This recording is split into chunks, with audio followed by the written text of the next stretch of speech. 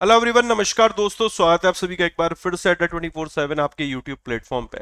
How to prepare general awareness SBI PO exam 2023 की बात हम लोग यहाँ पर करने जा रहे हैं। वैसे तो ये सेशन मेरे दोस्त कॉमन रहेगा कि जनरल अवेयरनेस प्रिपेयर कैसे करना है और किन चीजों पे आपको ध्यान देने की जरूरत है। और स्पेशली टारगेट हम लोग यहाँ पर एसबीआई पीओ एग्जाम को भी करेंगे, क्योंकि हाल फिलहाल सितंबर महीने में इसका नोटिफिकेशन देखने को मिला है। मुद्दे की बात पर आते हैं यहाँ पर, और किस तरीके से तैयारी करनी है और क्या तैयारी में हमें यहाँ पर ध्यान देने की जरूरत है, और जनरल अवेयरनेस सेक्शन को किस तरीके से लेकर चलने की जरूरत है, उस पर हम लोग चर्चा करेंगे। Okay, how to prepare general awareness. Even दोस्त, एक सिंगल एग्जाम की मैं बात नहीं करूंगा। एसबीआई पीओ यहां पर आपको 60 मार्क्स देखने को मिल रहे हैं, और एसबीआई क्लर्क यहां पर आपको 50 मार्क्स देखने को मिल रहे हैं। 50 क्वेश्चन 50 मार्क्स, यहां पर आपके 50 क्वेश्चन 60 मार्क्स हैं। इसी तरीके से अगर आप आईबीपीएस पीओ और क्लर्क में चले जाते हैं तो यहां पर दोस्त आपको 40 क्वेश्चन 40 मार्क्स देखने को मिलते हैं। लेकिन स्ट्रेटजी सभी की सेम है। जो यहां पर लागू होगी वो यहीं पर लागू होगी, और जो यहीं पर लागू होगी वो यहां पर भी लागू होगी। कुछ अलग आपको हर एक एग्जाम के लिए नहीं करना, लेकिन यहां पर आपको यह समझने की जरूरत है कि तरीका क्या होना चाहिए हमारी तैयारी का, मायने वो रखता है। अब आप एसबीआई पीओ की तैयारी कर रहे हैं और एसबीआई क्लर्क की तैयारी कर रहे हैं, तो हो सकता है आपके सबकॉन्शियस माइंड में कहीं ना कहीं दिमाग में ये चल रहा हो कि यार एसबीआई क्लर्क की बात हो रही है तो पेपर का लेवल इजी देखने को मिल सकता है, पीओ की बात हो रही है पेपर का लेवल टफ देखने को मिल सकता है। आपकी जगह मैं भी होता, बीइंग अ स्टूडेंट, यही सोच रहा होता। लेकिन ये जो एग्जाम बैंक के हमें देखने को मिलते, यहां पर काफी उलटफेर देखने को मिलता है। उलटफेर ना, जैसे बांग्लादेश मेरे दोस्त ऑस्ट्रेलिया को हरा दे तो हम कहते हैं उलटफेर हुआ है। नेपाल मेरे दोस्त, अगर मेरे दोस्त न्यूजीलैंड को हरा दे तो हम बोलते हैं उलटफेर हुआ है, जो सोचा नहीं। वही यहां पर भी देखने को मिलता है। बहुत बार जब आप एग्जाम देने जाते हो तो होता यह है कि आईबीपीएस क्लर्क का जो पेपर है वो इजी आ जाता है, टफ आ जाता है, और पीओ का पेपर इतना इजी आ जाता है कि आप मेरे दोस्त आराम से 70% तक निकाल लेते हो, और क्लर्क का लेवल ऐसा आता है कि जहां पर आप 50 से 60% में सिमट कर रह जाते हो। तो एक बात बताओ, क्या आपकी सोच के हिसाब से पेपर बन रहा है? आंसर बनता है नो। आपकी तैयारी के हिसाब से पेपर बनना चाहिए ना, सोच के हिसाब से नहीं। क्लर्क है तो हम लोग कम तैयारी करेंगे, पीओ है तो हम अच्छी तैयारी करेंगे। ये सोच हमें खत्म करनी पड़ेगी। ये बैंक एग्जाम थोड़ा अलग हटके रहता है। यहां जो एग्जामिनर है उसकी सोच थोड़ी अलग हटके रहती है। वो यहां पर पेपर को लेवल और टफ पेपर की शक्ल देखकर नहीं वो करता, उसका मन है मेरे भाई उस तरीके से वो पेपर का लेवल टफ कर देता है। कुछ लोग कहेंगे सर क्षेत्रीय ग्रामीण बैंक की बात करें, उसका पेपर इजी आना चाहिए, जो नेशनलाइज बैंक है उसका पेपर टफ आना चाहिए। भाई दोनों में अगर कंपैरिजन करें, दोनों को अगल बगल में रख दें, बट उल्टा देखने को मिलता है। जितने भी क्षेत्रीय ग्रामीण बैंक है, रीजनल रूरल बैंक है, जब उनके एग्जाम लास्ट ईयर देखने को मिले हमें 2022 में, तो पेपर का लेवल नेक्स्ट रहा था। और वही अगर हम लोग कंपैरिजन करें आईबीपीएस पीओ या क्लर्क से, तो पेपर का लेवल मेरे दोस्त क्लर्क और पीओ लेवल पे जो नेशनलाइज बैंक के हैं वो मेरे दोस्त इजी रहा था। तो अब आप बताओ, तो आपकी सोच कहीं ना कहीं मेरे दोस्त मिसमैच करेगी यहां पर जब आप तैयारी करने के लिए बैठेंगे। तो इसलिए अब किस परसेप्शन को हमें ध्यान में रखने की जरूरत है, तो वो ये है कि हमें अपनी तैयारी को स्ट्रांग करना है। अपने जो चीजें हमें करनी है, ओके, जो हम लोगों ने चेकलिस्ट बना रखी है, उस चेकलिस्ट को हमें फॉलो करना पड़ेगा। आप लोगों ने मेरे दोस्त अगर कोई एक चेकलिस्ट बना रखी है कि भाई मुझे ए काम करना है, बी काम करना है, सी काम करना है, डी काम करना है, ई काम करना है, वो आपको मेरे दोस्त फॉलो करना पड़ेगा। बजाय ये सोच के करने के कि अच्छा क्लर्क है तो मैं एक काम करता हूं 5 चीजें करूंगा, अगर पीओ है तो हम एक काम करेंगे 7 चीजें करेंगे। ये इस थॉट को आपको हटाना पड़ेगा। आपने जो डिसाइड किया है यहां पर वही यहां पर करना है, और जो यहां डिसाइड किया वही यहां पर करना है। इस सोच को आपको सब अपने को सुधारना पड़ेगा। आई होप यार मेरी बात ये आपके क्रिस्टल क्लियर हो रही होगी। एसबीआई पीओ की बात करें तो यहां पर आपको एक चीज देखने को मिलेगी, वो ये है 50 क्वेश्चंस 60 मार्क्स और 45 मिनट। मेरे लिए समय बड़ा इंपॉर्टेंट है। 45 मिनट, 45 मिनट्स क्यों मैं बोल रहा हूं दोस्त, अगर यही 25 मिनट होता तो मैं ये कहता यार ये क्वेश्चन ना 25 मिनट में आपको मतलब 30 सेकंड मिल रहे हैं हर एक सवाल के लिए, जहां पर पेपर का लेवल आपको इजी नहीं देखने को मिलेगा। तो मैं कहता it is a bit tough. But आपके पास 45 मिनट है। 45 मिनट यह है कि पेपर आप तसल्ली से मेरे दोस्त पढ़ सकते हो, तसल्ली से पढ़ सकते हो। एक उदाहरण देता हूं, RBI grade B 80 question 80 marks मिल रहा है और 25 मिनट मिल रहे हैं आपको करने के लिए। आई थिंक 25 मिनट है उसको करने के। अब आपको 80 क्वेश्चंस करने हैं, 80 मिनट 80 क्वेश्चंस करने हैं 80 मार्क्स के। और ये जो पेपर का लेवल है इजी नहीं होता, आपको स्टेटमेंट बड़े बड़े दे रखे होते हैं, बड़े बड़े स्टेटमेंट दे रखे होते हैं। आप पहली चीज तो बड़ा क्वेश्चन पढ़ो, फिर बड़े क्वेश्चन का आंसर ढूंढने के लिए आप मेरे दोस्त बड़े ऑप्शंस पढ़ो, उसी में कम से कम 2-3 मिनट चला जाएगा। तो आप पॉसिबल नहीं होता कि आप 80 क्वेश्चंस अटेम्प्ट कर पाओ, मेरी बात को हकीकत मानना। पॉसिबल नहीं है कि आप 80 क्वेश्चंस पढ़ भी पाओ, ये भी पॉसिबल नहीं है कि आप 80 के 80 क्वेश्चंस रीड कर लो। अगर आप 80 के 80 क्वेश्चंस रीड कर ले रहे हो, इसका मतलब आप सभी के ऑप्शंस रीड नहीं कर रहे हो। बात समझ में आ रही है? आप 80 के 80 अगर क्वेश्चंस रीड कर रहे हो, इसका मतलब सभी के ऑप्शन रीड नहीं कर रहे हो, आप सिर्फ क्वेश्चन पढ़ते पढ़ते पढ़ते पढ़ते निकल गए हो मेरे भाई। इसका मतलब हो सकता है कि आप अगर क्वेश्चन रीड भी कर रहे हो और ऑप्शन भी पढ़ रहे हो, तो हो सकता है आप आंसर टिक ना कर रहे हो सिर्फ समझने के लिए। बहुत सारे लोग जाते हैं पेपर देखने के लिए, पेपर होता कैसा है। मैं भी बहुत बार जाता हूँ पेपर देखने के लिए, पेपर होता कैसा, लेवल कैसा आता है। तो हम क्या करते हैं, क्वेश्चन को सिर्फ रीड कर रहे होते, क्योंकि इतना टाइम नहीं होता आरबीआई ग्रेड बी लेवल पे। बट एसबीआई पीओ में आपके पास 45 मिनट है, आप आराम से तसल्ली से पेशेंस के साथ मेरे दोस्त अपने क्वेश्चन को अटेम्प्ट कर सकते हो। मैं भी बात ही नहीं कर रहा तैयारी करनी कैसे है, तैयारी के लिए क्या करने की जरूरत है। मैं भी आपको जो समझाने की कोशिश कर रहा हूं वो चीज जो प्रैक्टिकली इंपॉर्टेंट है, जिनको अक्सर आप स्किप कर देते हो। ओके, इन चीजों पे आपको ध्यान देने की जरूरत है कि यहां पर आपके पास इनफ टाइम होगा। क्वेश्चंस क्योंकि 50 हैं और नंबर मेरे दोस्त 60 है, ये बड़ा बढ़िया चीज है। इसी प्रकार एसबीआई क्लर्क को आईबीपीएस पीओ क्लर्क में यहाँ पे टाइम का तो मतलब ही नहीं बनता, आपके पास इतना टाइम मिलता है कि आप 2 बार पेपर दे लोगे, आराम से जिएगा मेरे दोस्त। ठीक है, तो यहाँ पे टाइम की कोई दिक्कत नहीं है इन सेक्शंस में, एसबीआई पीओ में, एसबीआई क्लर्क में, आईबीपीएस पीओ में और आईबीपीएस क्लर्क में। अब इंपॉर्टेंट ये है कि जनरल अवेयरनेस में हमें किन चीजों पे ध्यान देने की जरूरत है, क्योंकि जनरल अवेयरनेस का जो पेपर का लेवल है मेरे दोस्त, आज से कम 3 साल पहले हम लोग कहें तो पेपर कहते थे यार बड़ा इजी आता है, हाई स्कोरिंग रहता है। आज भी पेपर मेरे दोस्त हाई स्कोरिंग ही है, बट पेपर का लेवल इजी नहीं है, पेपर का लेवल मॉडरेट है। ठीक है, हाई स्कोरिंग इसलिए बोलता हूं क्योंकि और के कंपैरिजन में आपको यहां पर मौका मिलता है ज्यादा स्कोर करने का, बट पेपर का लेवल मॉडरेट से हाई हो गया है। एक आध हो सकता है मेरे दोस्त 6 एग्जाम हो रहे हैं अगर साल में, तो एक इजी आ जाए, बट 5 मॉडरेट टू टफ ही आएंगे, मॉडरेट टू हाई लेवल ही आएंगे। मॉडरेट टू हाई लेवल का मतलब क्या होता है, अगर इजी पेपर आ रहा है तो इसका मतलब है वो वन लाइनर है।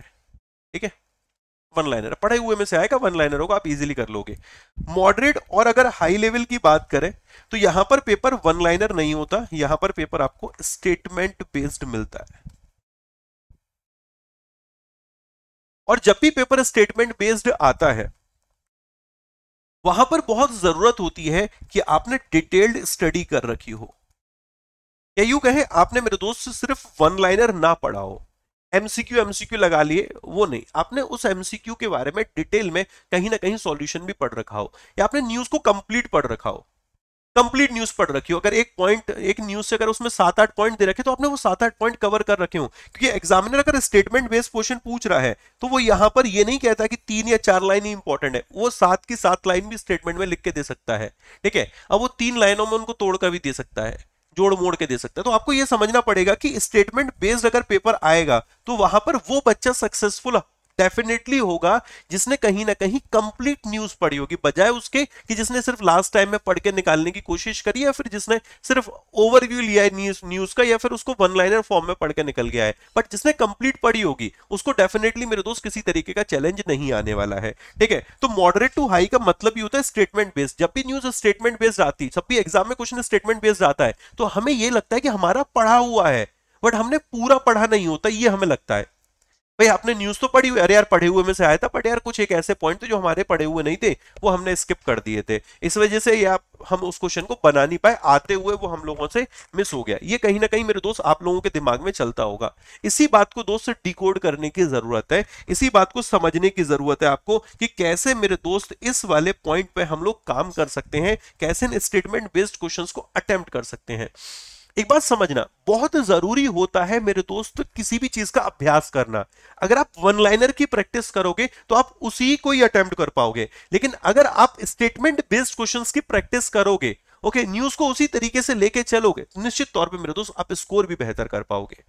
बात समझ में आ रही है? जैसे ट्रैक पे दौड़ोगे मेरे दोस्त, अगर वही ट्रैक आपको फाइनल रेस में मिलेगा तो कहीं ना कहीं आपको फायदा मिलेगा, लेकिन आप आसान रास्तों पे चलोगे और कठिन रास्तों में मेरे दोस्त आगे बढ़ने की कोशिश करोगे तो फिर वहां संघर्ष करते हुए दिखोगे। इन चुनौतियों को समझना पड़ेगा। अब कैसे करना है हमें, इन चीजों को समझते हैं। ये तो क्लियर हो गया कि यार मेरी इन बातों में कि भाई पेपर स्टेटमेंट बेस्ड आने वाला है एसबीआई पीओ का, प्लस यहां पर पेपर आपको डेटा बेस्ड देखने को मिलेगा।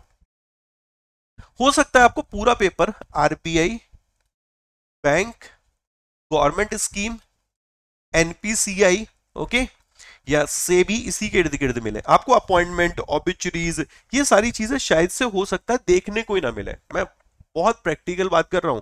आपको पूरा का पूरा पेपर डेटाबेस देखने को मिले। यहां पर आरबीआई ने आपको दे दिया, फाइनेंशियल स्टेबिलिटी रिपोर्ट से उठा के, आरबीआई की एनुअल रिपोर्ट से उठा के दे दिया, वहां से क्वेश्चंस आपको देखने को मिल सकते हैं, ठीक है। लेकिन हो सकता है मेरे दोस्त आरबीआई के सर्कुलर से भी क्वेश्चन आ जाए, 3-4 लाइन आपको लिख के देती हैं, आप उस सर्कुलर से पॉइंट उठा के पूछ रहा है आपसे कि इनमें से कौन सा पॉइंट, कौन सा स्टेटमेंट ट्रू है, कौन सा फॉल्स है, इस तरीके से। तो आपको ये डेटाबेस स्टेटमेंट बेस्ड के लिए कहीं ना कहीं यूज टू होना पड़ेगा। ये बहुत कड़वा सच है कि पेपर मेरे दोस्त स्टेटमेंट बेस्ड और डेटा बेस्ड ही आने वाला है।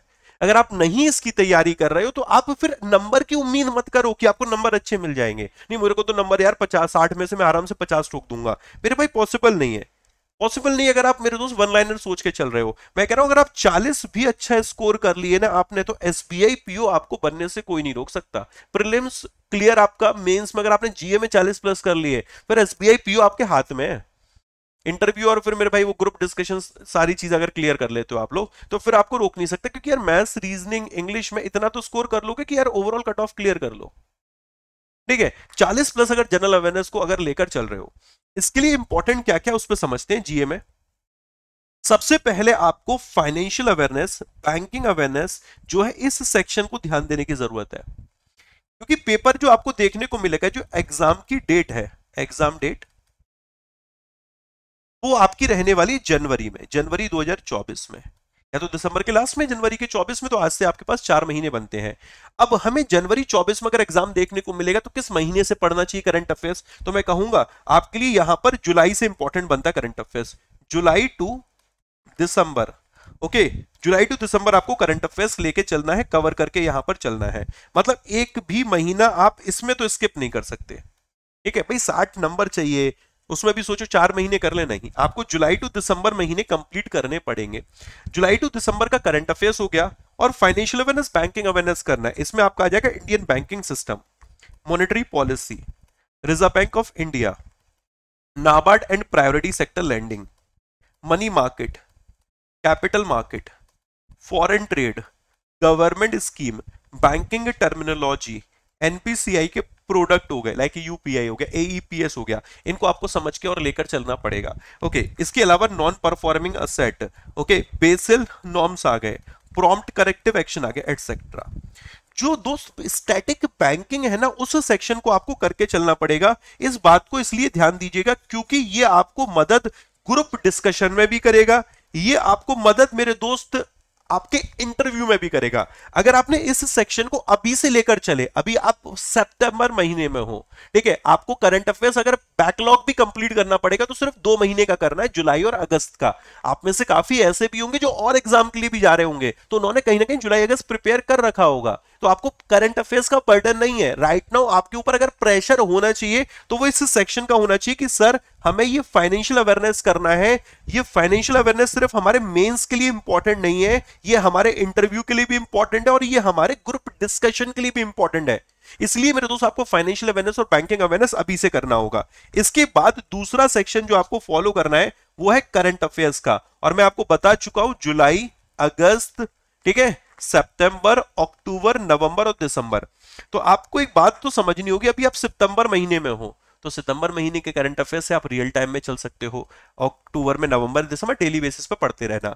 सिर्फ 2 महीने का आपको बैकलॉग कंप्लीट अपना करना पड़ेगा, मतलब पुराना करंट अफेयर्स कंप्लीट करना होगा। तो जो एसबीआई के लिए जा रहे हैं उनके ऊपर यहां पर प्रेशर नहीं होना चाहिए, उनको ये समझना होना चाहिए कि यहां पर यार हमारे पास इनफ टाइम मिला है अपने को सही तरीके से ढालकर चलने के लिए, ओके। हम यहाँ करंट अफेयर्स भी रियल टाइम लेके चल सकते हैं, और जो अभी प्रायोरिटी है वो है फाइनेंशियल अवेयरनेस को करना, बैंकिंग अवेयरनेस को करना। उसको करने पे क्यों ना पहले ध्यान दें, पहले उसको करते हैं, फिर उसके बाद हम एक काम करेंगे। दूसरा जो इंपॉर्टेंट बनता है पैरेलल, मतलब पैरेलल ही इंपॉर्टेंट है, नॉट पहला और दूसरा, करंट अफेयर्स पे ध्यान देंगे।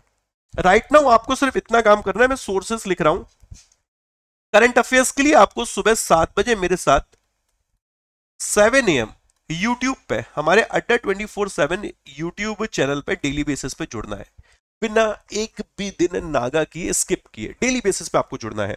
और फाइनेंशियल अवेयरनेस, बैंकिंग अवेयरनेस के लिए आपको एक बैच ज्वाइन करना है, this is warrior pro batch.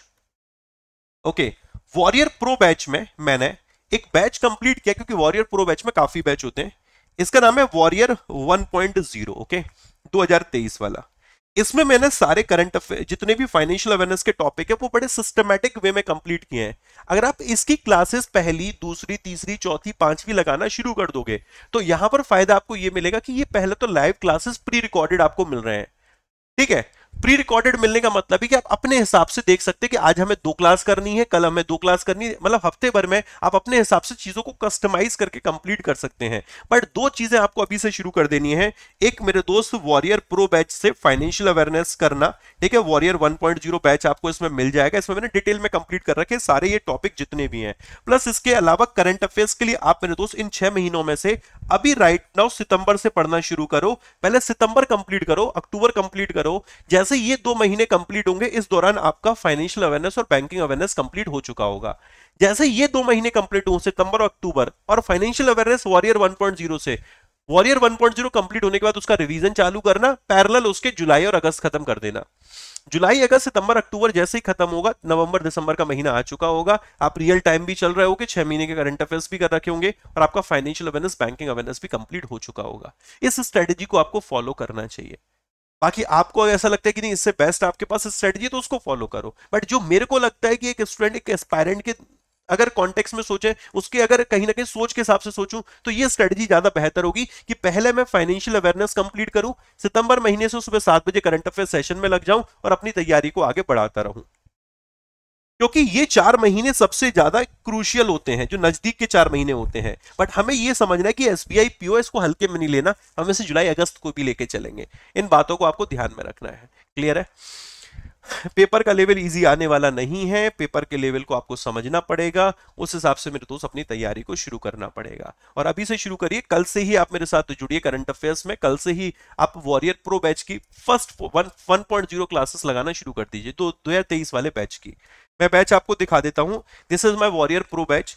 Warrior 1.0, इसमें आपको फाइनेंशियल अवेयरनेस के लिए फॉलो करना। अभी करंट अफेयर्स, एमसीक्यू वगैरह कोई नहीं देखना, अभी आपको स्टैटिक जीके वगैरह कुछ भी नहीं देखना, अभी सिर्फ आपको वॉरियर 1.0 देखना है, ओके। और सुबह यूट्यूब से करंट अफेयर्स करना है सितंबर महीने का। जब आप सितंबर महीने कंप्लीट कर लोगे, तो मैं आपको वीकली एमसीक्यू के पीडीएफ भी दे दूंगा, ओके। आपके पास पीडीएफ होंगे, आप पीडीएफ से एमसीक्यूज लगाना शुरू कर देंगे, तो वो आपकी कहीं ना कहीं प्रैक्टिस कराना आपको शुरू कर देंगे, ओके।